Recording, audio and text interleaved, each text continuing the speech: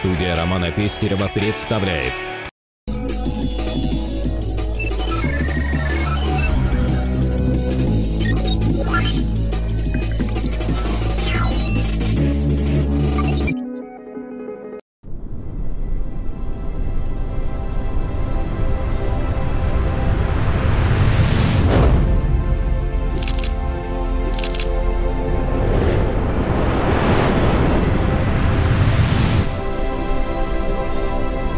Мы продолжаем серию сюжетов об архитектуре православных храмов.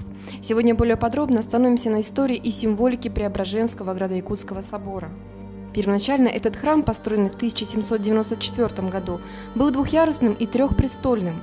Престолы были посвящены празднику Преображения Господня. Правый престол был освящен в честь архистратига Божьего Михаила, а левый в честь святителей Василия Великого, Григория Богослова и Иоанна Златоуста. В 1845 году на средства купца Соловьева был построен каменный храм. В советское время, в богоборческий период, храм был закрыт, в нем располагалась библиотека. В 70-е годы 20 века он был разрушен, а восстановлен лишь в конце 90-х годов. Храм состоит из трех частей. Если мы посмотрим с вами на колокольню, мы были внутри, в притворе, то видно, что как раз колокольня отделяет притвор, а основная часть с куполами, тот внутренний храм, в котором мы были, та внутренняя часть, основная часть для верующих. И третья часть – это восток, апсида с закруглением святая святых алтарь. Вот внешне мы сейчас можем увидеть разделение на три части Христово-купольного храма. Церковь в переводе именует собрание верующих. То есть те люди, которые собрались во имя Господа и Спасителя нашего Иисуса Христа в Его доме, в Доме Божьем. Мы находимся в Преображенском соборе, поэтому при входе в храм мы можем увидеть икону Спасителя, потому что этот храм посвящен событию и жизни Христа Спасителя. В притворе, передней части храма, ранее располагались некрещенные люди, а также трапезничали нищие и страждущие.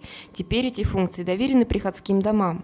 Как правило, сегодня в притворах располагаются те объявления, та необходимая информация о богослужениях, о тех мероприятиях, которые проходят на территории того или иного храма, расписание служб, занятия в воскресных школах. И как раз здесь мы можем увидеть наглядный образ притвора. Как раз таки в нижней части колокольни и располагается притвор и основной вход в храм. Здесь, в нашем соборе, как раз-таки колокольня является неотъемлемой частью самого строения, самого собора Преображенского. Она соединена с храмом, некая символика. Я уже сказал, что храм в древности и сегодня символизирует корабль. Поэтому колокольня, которая возвышается, как правило, выше храма, символизирует мачту, без которой не может существовать корабль. Купола – это некие паруса, которые развиваются над кораблем и без которых не может двигаться корабль по этому морю. Ну а все мы, верные чада Церкви Христовой, находим спасение в этом огромном океане бушующем житейских проблем. Здесь, в Доме Божьем, в храме. Основная часть храма украшена множеством икон, расписана библейскими и церковными сюжетами, которые напоминают нам об истории нашего спасения от сотворения мира до второго пришествия. В основной части храма всегда молились и участвовали в богослужении люди, уже вошедшие в церковное сообщество. В основной части храма располагаются распятия, символизирующие страдания Христа. Также в основной части храма мы видим многочисленные образы Пресвятой Богородицы, Матери и Заступницы всего человечества.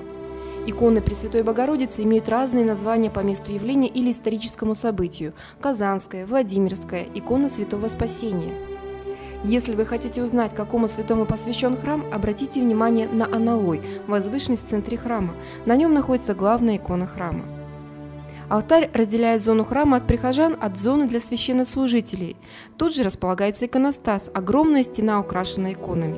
Иконостас в разные годы имел разную форму – от одного яруса до 5-6.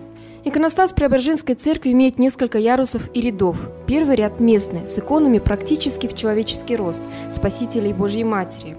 За иконой Спасителя на иконостасе располагаются дьяконские двери с изображенными на них архангелами Михаилом и Гавриилом.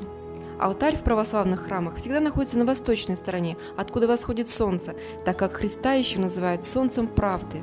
Позолота, сияние и красота православного храма символически изображают сияние небесного мира, говорят о том, что все божественное, небесное воплощено здесь, в церкви. Мы обращаемся не к какой-то конкретной иконе, не к какому-то конкретному образу, а видим перед собой этот сияющий большой образ, некую завесу в мир иной. И эти царские врата, которые открываются и говорят нам, что вот, человек, открой свое сердце,